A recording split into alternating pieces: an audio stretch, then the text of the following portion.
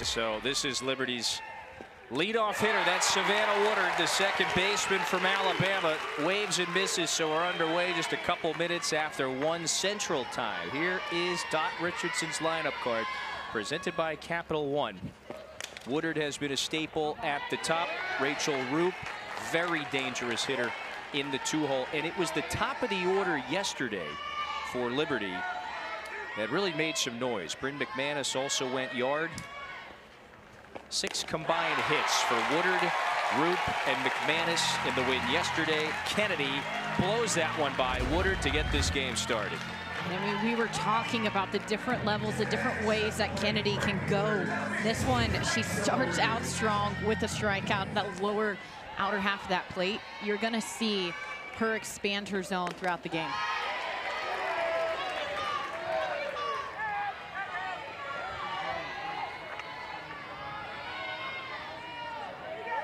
Kennedy, she's been the frontline starter here for several seasons in Aggie land. Misses outside there to Roop, so she's got a favorable count. Led the league in wins. Was top 10 in everything else. And one of the many, several 20-game winners we have in our regional here, Bryan-College Station. But she's fallen behind Roop here. Who's been very selective this at-bat, a good eye. And so she'll make Kennedy work for it.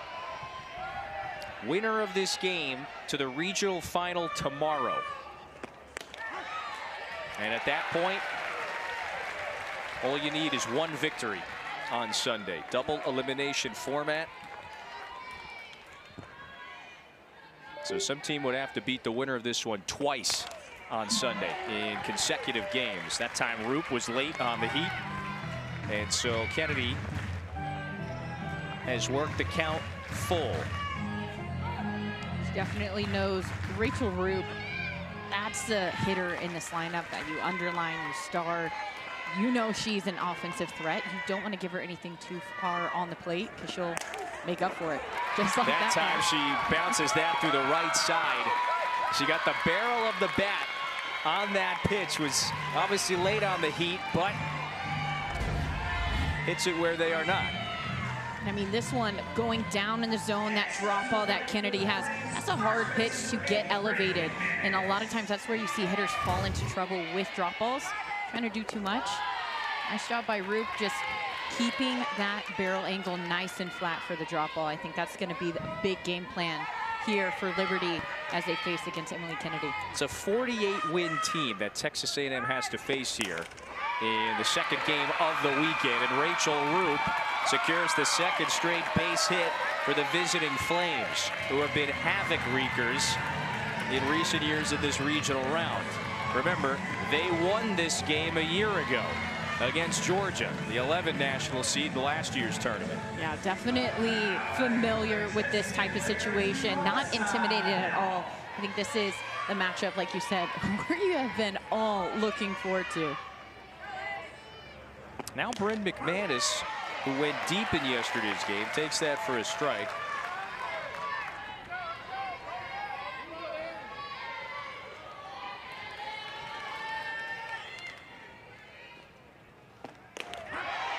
Nice pitch there on the inside corner. You can see Kennedy working both sides of the plate. She's able to locate that drop ball very, very well on those corners. That's what makes her so good. She's able to spot that drop ball. Not only does it have movement, but location. Well, pardon me, this is Alyssa Hennault. Texas A&M trying to turn a 4-6-3 double play. Hennault beats that throw out by a fraction. So you got runners at the corners as of now with 2 outs. And this is what you're going to see a lot of double play opportunities for this Aggie defense with that drop ball from Kennedy. This defense, in the past several years, their numbers have just increased year after year after year. Definitely something that I think a lot of teams overlook is how quickly can you get rid of the ball? How do you read a ball off the barrel? All those little things, they add up, and that's why A&M, their defense has been stellar. Yeah, that's a professional turn there from Demet at second. Runner holds it third. KK Madry beats out the bunt, and the bases are loaded. That one was towards the third base side. Powell fielded it quickly, and so they are loaded. in the first for the Flames. KK Madry, closing speed. She's already fast, but once she gets going about halfway to first, that's where you see her kick it into gear. And as good as that defense is, there's nothing you can do to defend a bunt like that. Liberty, they're coming out hot. They are expecting to put up a fight. They expect this to be a challenge, a battle. They're showing every bit of it here in first. Well, Dodd Richardson won a national championship at UCLA. First pitch, foul tipped into the mitt. Paige Dorr, this is the sophomore who was so clutch in the Conference USA tournament last week.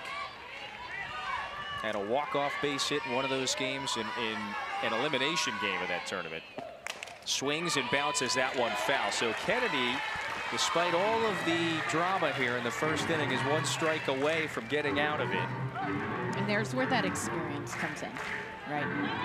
You've been there, you've done that. Yes, the bases are loaded, but you also have 2 outs and a great defense. I like this game plan that she set up, 2 tight pitches inside, making her feel you. Maybe Texas A&M faces today Elena Escobar, the pitcher of the year in Conference USA. There's the question right there for Liberty. She's undoubtedly the ace for this team. She really carries a majority of the innings. Can she go the distance? Not just today, which is the most important one, but looking at this bracket as a whole, looking at this regional as a whole, can she help carry her team all the way to the finish line? That is where Liberty has fallen short the past few years. Today, they got to get through the #1 seed in the entire country, Texas A&M. Kennedy Powell, Coco Woolley, Maya Perez, 1, 2, 3 in the order. Escobar yesterday, 6 innings, pitched into the 7th in the win against Marist. At one point in that game, in the middle inning, she was nearly unhittable. At one point retired 9 of 10 hitters. Gave up 3 homers, though, and ultimately 5 earned in 6 innings before she was lifted for Paige Bachman.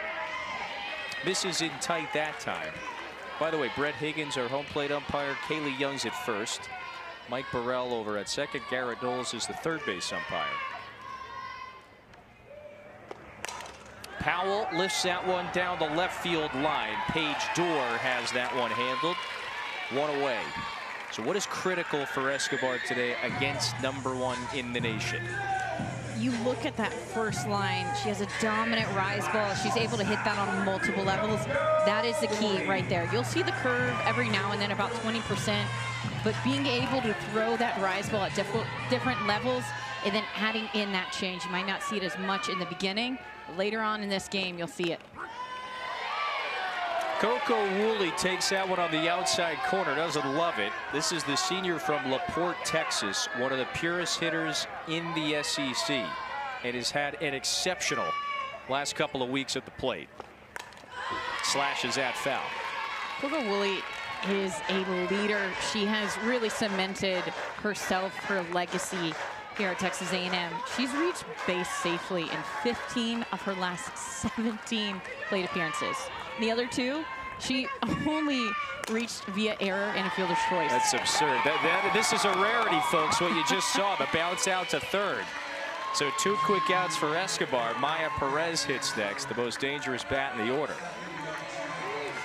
And you think about the kind of danger that Perez presents whenever she comes up to bat. You have Powell, who consistently gets on. You have Woolley, like we were just talking about. She gets on way more often than she does not. And right now, that was huge that Liberty was able to get those 2 very big threats that A&M utilizes often, and the speed. There's no one on base for this big bat. Yeah, Woolley is always a threat to go.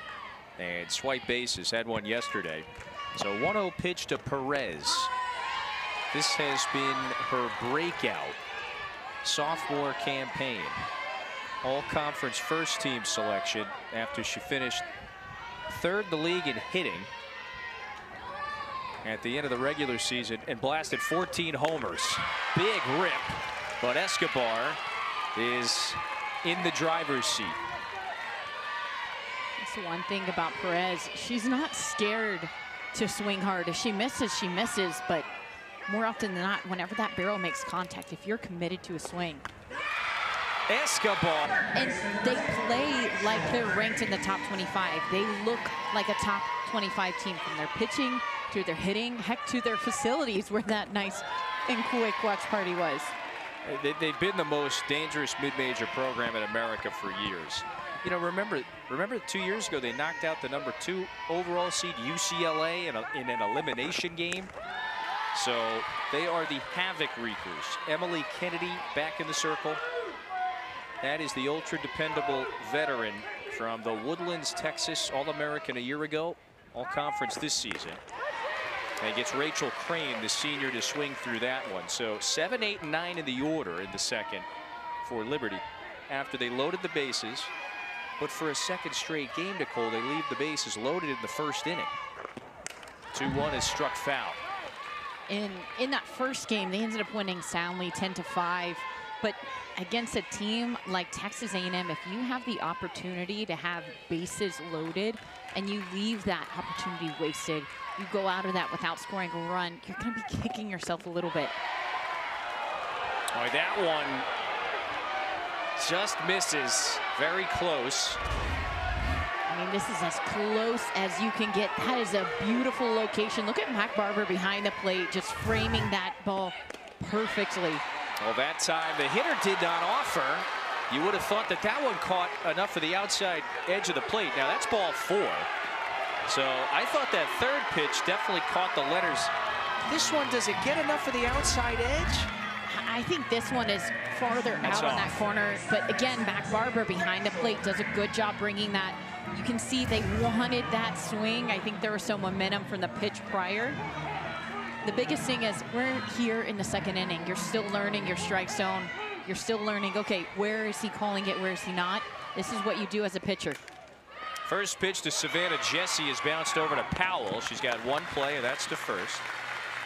Yeah, it did appear that they had a better case for ball 3 than ultimately the pitch that was out of the zone there that allowed Crane to walk. So she's in scoring position, and this is Savannah Watley. Very talented hitter, newcomer of the year in the conference. In her second game back from an injury. Remember, she suffered a couple of concussions earlier this season. So pinch runner for Rachel Crane, the third baseman. And Don Richardson sensing, hey, this is a big opportunity to push one across. Norris to pinch run.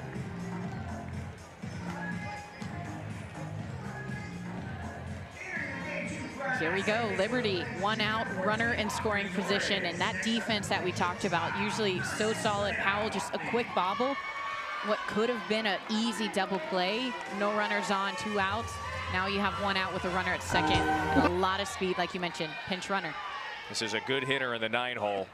Watley hit .364 this season, and OPS above 1,000. Just bit of a sarcastic applause there from the crowd. Finally, there it is. That's what the crowd's saying. That's in the air, fading out to left. Eshte underneath it, 2 gone. So let's see if Kennedy and the Aggies will strand runners in scoring position for a second straight inning. This is Savannah Woodard, who years ago faced A&M in this league. She started her career at Alabama, 3 seasons there, hit the portal, 3rd and final season with Liberty. And she has thrived this season. Career numbers for the veteran from Warrior, Alabama. That's nubbed foul. Like you said, no stranger to facing each other. You can see Kennedy with these lefties for Liberty. She is really attacking that low and in. You're seeing a lot of drop balls, just very tight. Like you said, she can spot it pretty good. Slow roller to first, that'll do it. So 2 scoreless innings for Kent for the first time since that 2017 season. And they were a very fitting #1 seed for the first time ever. Mac Barber leads off, faces Elena Escobar. 4, 5, and 6, 2 up for A&M. The senior from Spring Hill, Tennessee, went 1, 2, 3 in the first. Really good start for Escobar. Barber has been an X factor game changer for the program. Acquired her in the portal last season. Another player who's familiar with SEC, started off in the SEC, ended up transferring out, and then transferred back to A&M to finish off her career. There's Trisha Ford, who has orchestrated this Aggie resurgence. Here, a little commotion down from the dugout on that pitch. Looks like they're trying to pick that changeup from Escobar. That's rolled over to Watley. One away.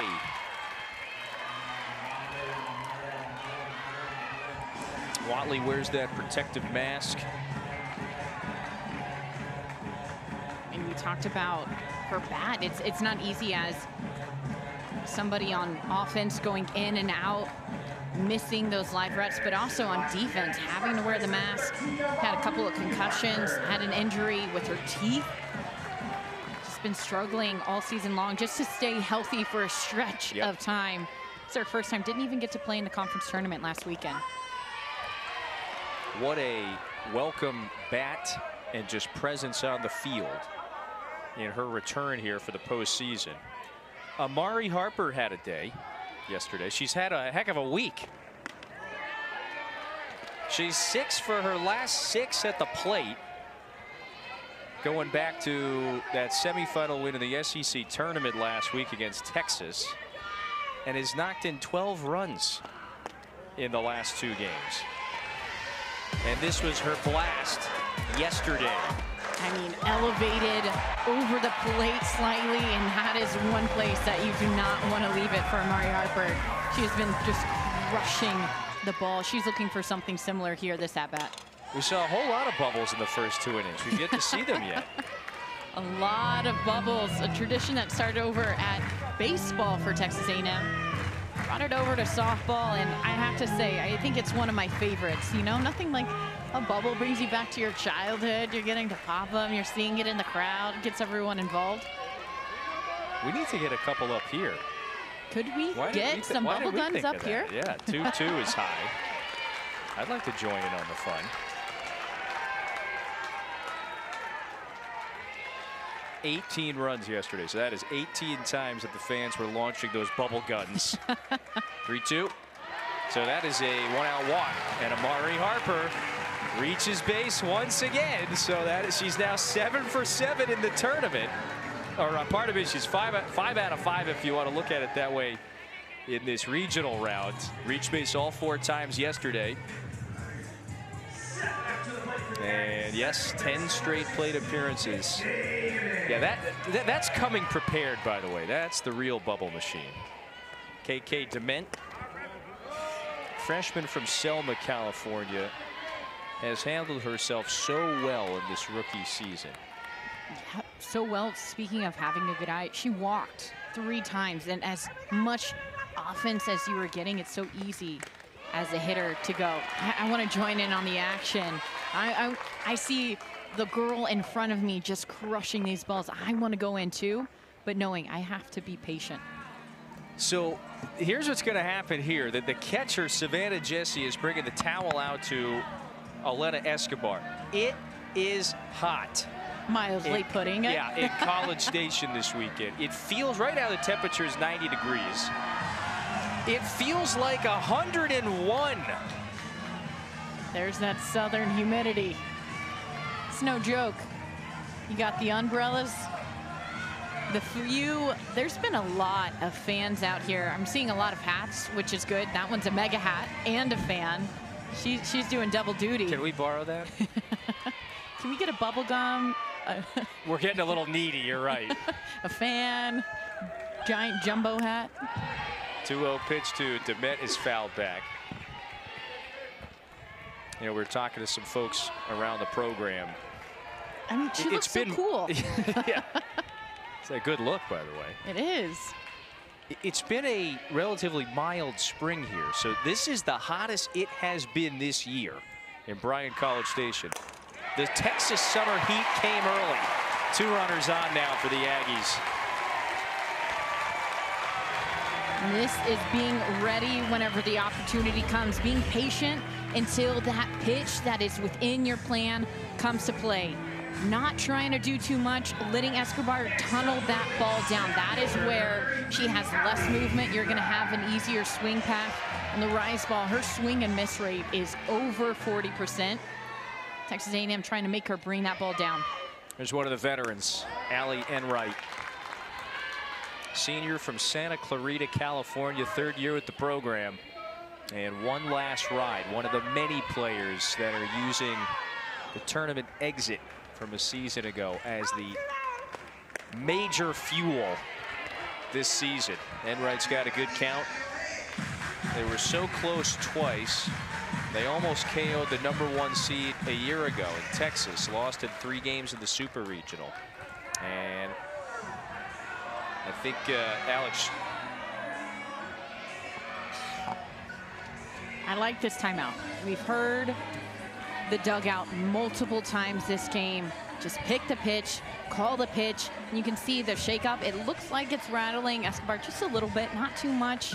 She's not missing by much, but enough to be able to throw her focus. Add in that combined with this heat, you can see her just kind of fanning herself. They're not used to this. They're from the East Coast. I think it gets down to the 40s still in the evenings. This is a very different temperature. This is a high intensity game. So just resetting really, really quick. I mean, look at that weather. That says it all, by the way. And it has gotten warmer in Lynchburg this weekend. Lynchburg, of course, the home to the Liberty Flames. I think it was high 70s, you know, just a couple of days ago. And you definitely saw Escobar just trying to reset and refocus. And that was Casey Fagan, the pitching coach, who walked out there.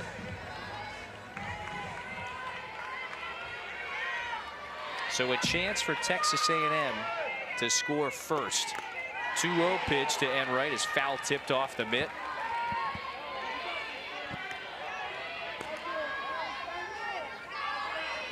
Just a smart decision by that staff to slow things down for the senior from Spring Hill, Tennessee. Pitcher of the year in Conference USA. Off speed, falls in for a strike. Or rather, they say that one was a bit up, so the catch, 3 balls and a strike. Pardon me.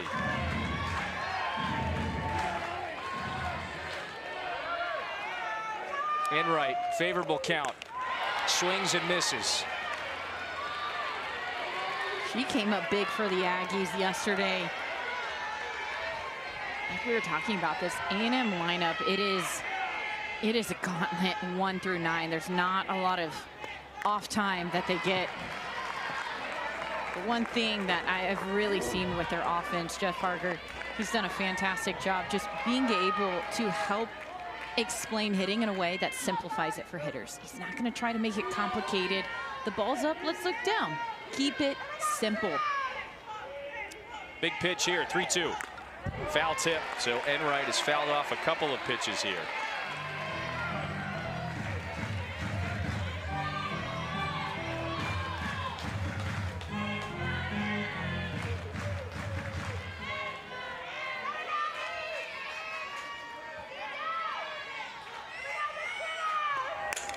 Swing, hard bouncer to short. Watley knocks it down. No play anywhere. That one ate her up there. Bases are full. And Watley just getting eaten up a little bit. Look at where she is set up right there. And right as that ball is starting to come across, you see that runner coming into view. She's pretty deep.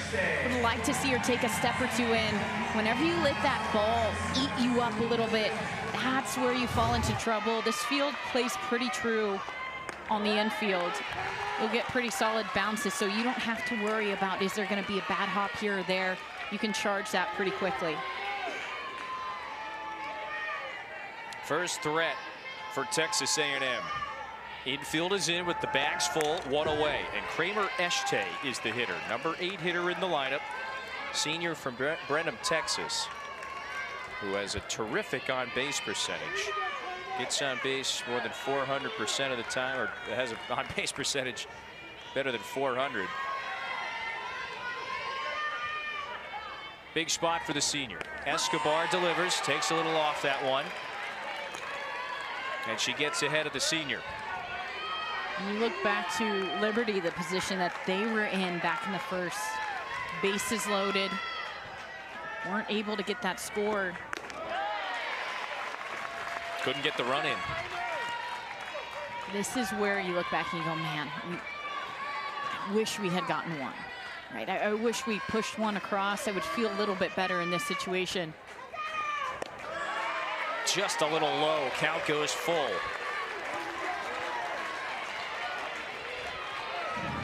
This zone pretty tight consistently for both sides. I feel like it's pretty even, but it is tight. If it's low, it's low.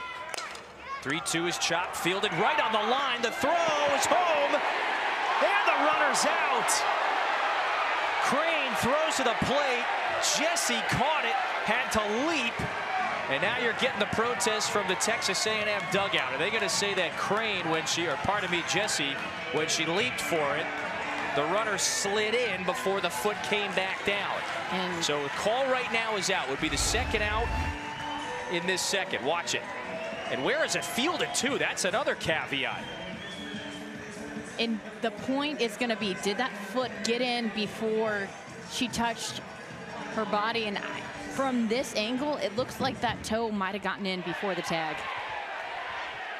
Well, any part of the body here, if she has possession. At the play. Further review. So you just saw our crew chief say this call is going to be under review. Watch this. She's got control now. Any part of the body. So the foot's on the plate and then the tag happens. That's the thing right there.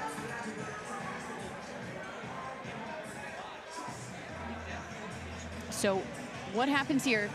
Bases loaded. Even though it is a force, she has to have, the catcher has to have her foot on the base before that runner touches it for a force play.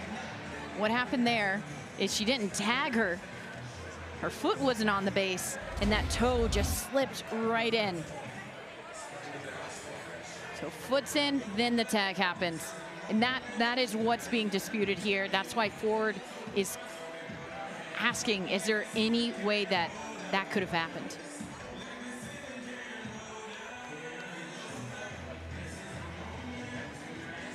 So there's no tag, and then the tag is applied after the foot is on.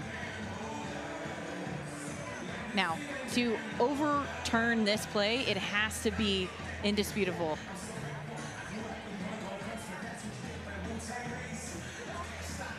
Just based on what we've seen, all the different angles and the looks that we've gotten, I would say I would overturn it. I would call her safe.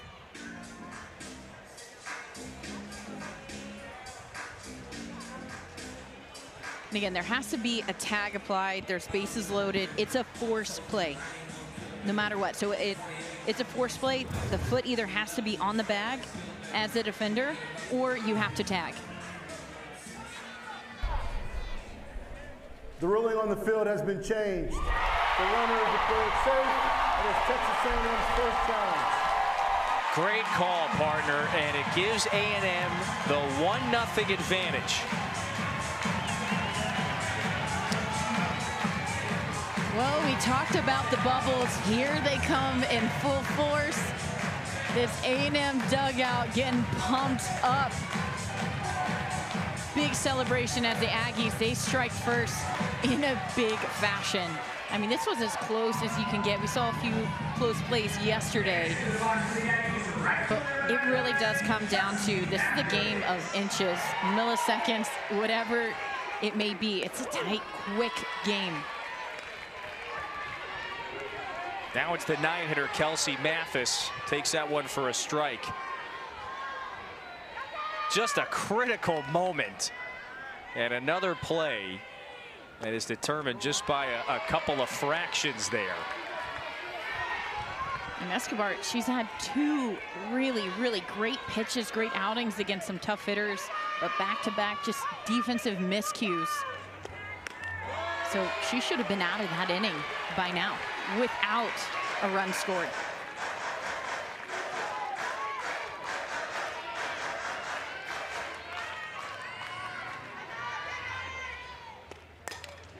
That's into shallow right. Here comes Roop, dives, it's in. One run scores. Throw comes to the plate. 2-0 A&M.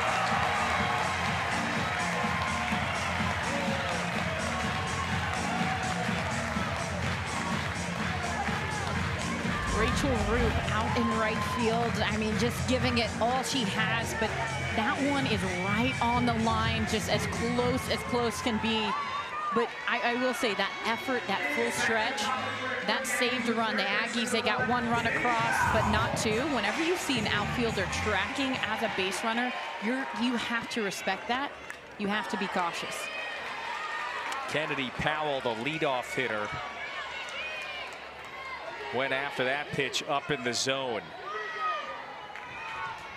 2 runs are in for the #1 seed in the field.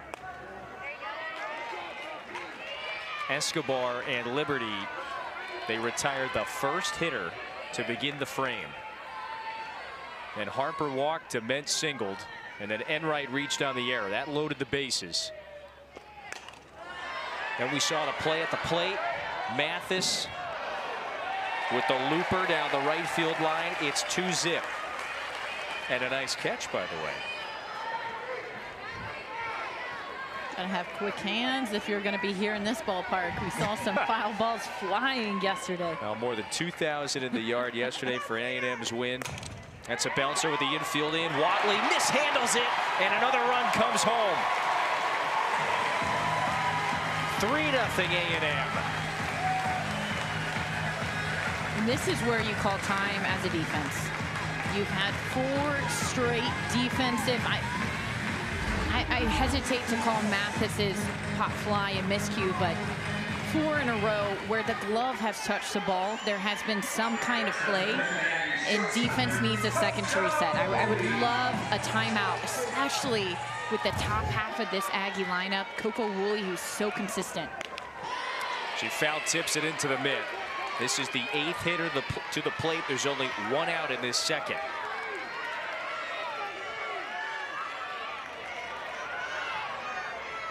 They're still loaded. Outside corner for a strike.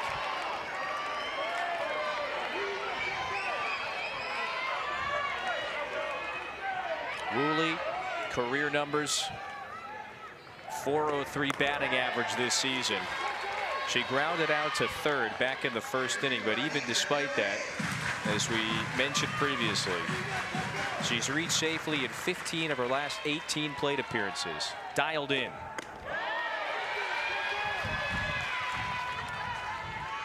Talk about a total difference from this offense for the Aggies. First inning, it was 1-2-3. This time around, they're almost all the way through the lineup. Escobar retired the first 4. Then she walked a batter. As you mentioned before, we haven't really seen any major blast into the gaps. No extra base hits just yet, but balls that have been put into play. 41 pitches this inning. Woolley waits on the off speed. The tag, throw to first, little late, and so another run comes home. That was Woodard at second, who tagged Powell. Could not get it to first base to beat out the very speedy Woolley. It's a 4-run second for Texas A&M.